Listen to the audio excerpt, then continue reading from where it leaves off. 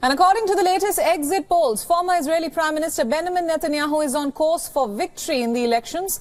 Around 80% of the votes have been counted, and the right-wing bloc is projected to win by a slim majority. Exit polls further suggest that Netanyahu's right-wing bloc will command 61 or 62 of the Knesset's 120 seats. According to the polls, Netanyahu's Likud party stands to be the biggest party with 30 to 31 seats. However, a final result is not expected until later this week. אנחנו עדיין צריכים לחכות לתוצאות האמת, אבל דבר אחד כבר ברור. הדרך שלנו, דרך הליכוד, הוכיחה את עצמה. אני מזכיר לכם שמ-52 מנדטים בבחירות האחרונות, אנחנו על סף ניצחון גדול מאוד. According to projections, extreme right leader Itamar bin Gvir will be key in helping Netanyahu return to power, with his religious Zionism bloc on track for an estimated 14 seats. Meanwhile, Israeli Prime Minister Yair Lapid stopped short of conceding Tuesday's elections and said that he will wait until the final results are announced.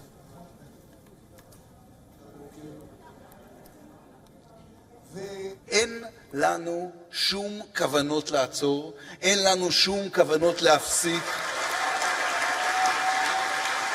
כל אזרח ישראלי, דתי או חילוני, שמאלני או ימני, יהודי או ערבי, סטרייט או להט"בי, צריך לדעת הלילה שאנחנו נמשיך להילחם כדי שישראל תהיה מדינה יהודית ודמוקרטית, ליברלית ומתקדמת. Palestinians have expressed disappointment in the Israeli election as the exit polls showed Netanyahu well placed to return to power.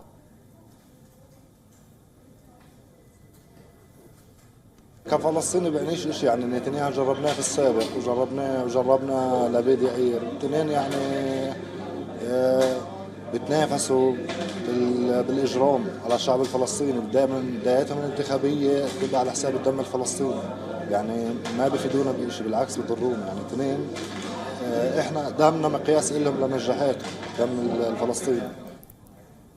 And for more on this, we are now being joined by our correspondent Jody Cohen with the latest. Jody, thanks for joining us.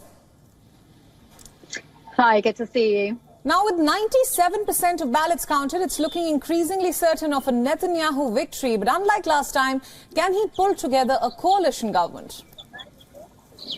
Right, so as you said, Netanyahu does seem to have won the most votes, the most seats in this election. And he does look likely to be able to form a coalition with the latest figures suggesting potentially up to 65 seats. So that's significantly over the 61-seat majority that's needed for the 120-seat Knesset. Now, Lapid's Yesh Atid has come second, but he is not expected to be able to pull together a coalition at this stage. It's important to remember that 97% of the votes have been counted so far.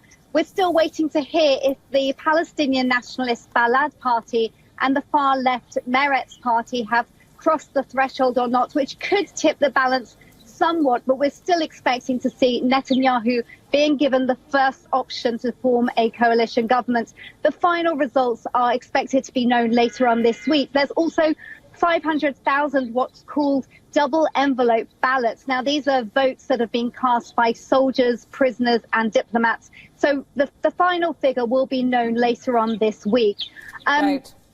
Whether or not the coalition that Netanyahu is likely to pull together is likely to consist of the ultra-nationalist and ultra-Orthodox parties, there's a question about whether or not he might bring in a centre-right party such as the National Union Party under Benny Gantz and Gideon Sa'ar in order potentially to moderate the influence of the RZP.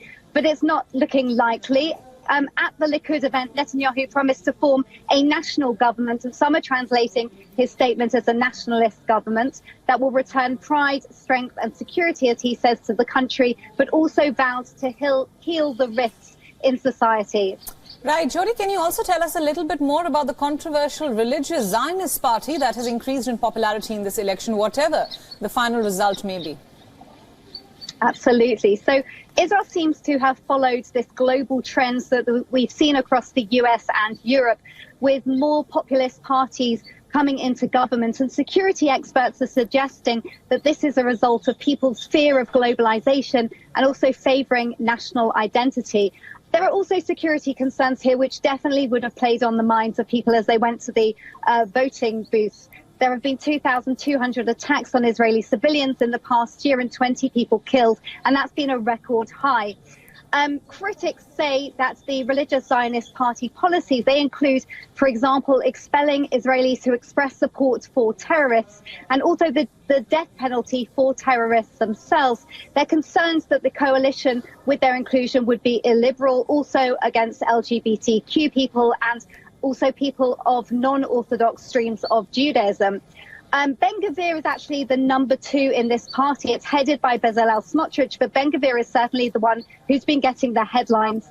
It's important to remember he wasn't drafted into the army as a teenager because he was deemed to be too radical then. He said he's moderated his views as he's got older. He's now looking for the police ministry. Bibi has said that there are many candidates.